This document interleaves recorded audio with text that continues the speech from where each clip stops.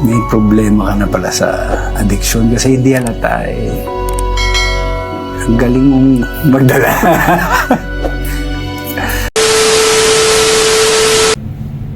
Kwentuhan with Baron Geisler at Chiro Manyo. Tara, sabay-sabay nating panoorin ang kanilang kwentuhan regarding sa kanyang nakaraang buhay. Let's go! Siyempre, mas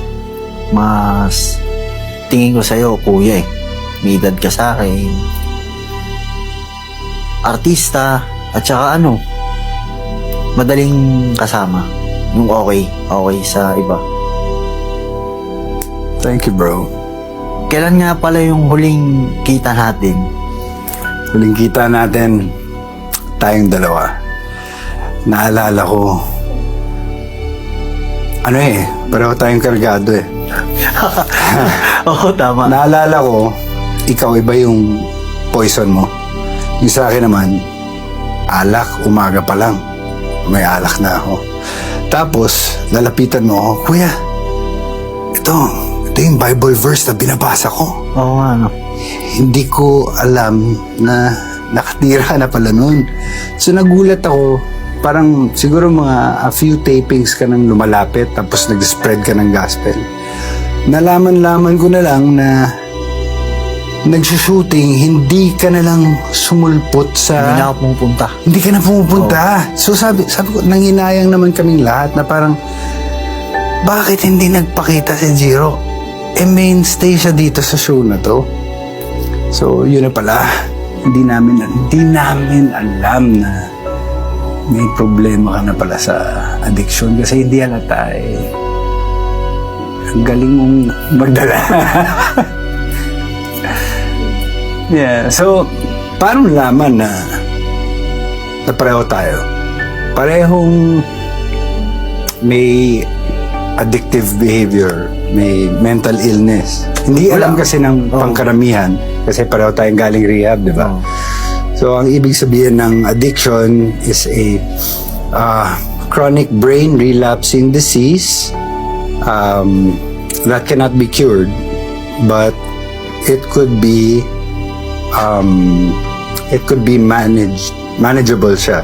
Para tayong may diabetes. Kasi nung panahon, pag sinabing addict ka na lang talaga. Parang yun ang stigma. At hanggang ngayon, dun sa mga hindi nakakaalam, yun ang tingin na hindi tayo pwedeng magbago. Ang sabi naman sa amin, yung addiction daw, panghabang buhay daw. Nagamutan, di ba?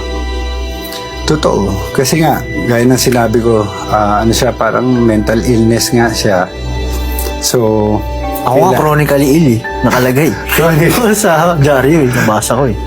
Yeah, pero alam mo, sa industriya nasa limelight kasi tayo, marami tayong katulad. Marami tayong kapareho dito sa Pilipinas. Nagkataon lang pare na nasa showbiz tayo. Kaya grabe rin kung i-bash tayo.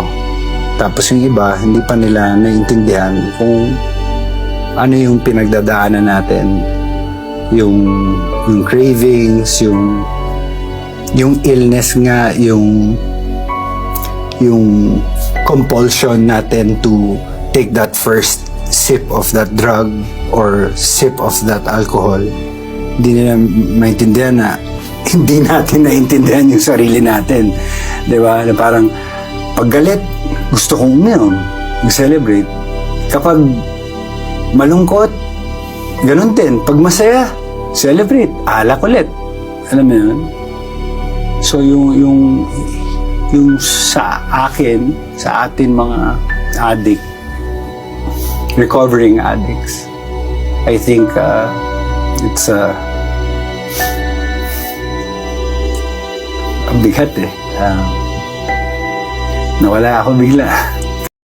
Ayun guys, so abangan na po natin ang part 2 ng kanilang pag-uusap ni Chiro Manyo at ni Baron Geisler. I-upload ko rin po ang part 2 nito. See you for the next video. Thank you.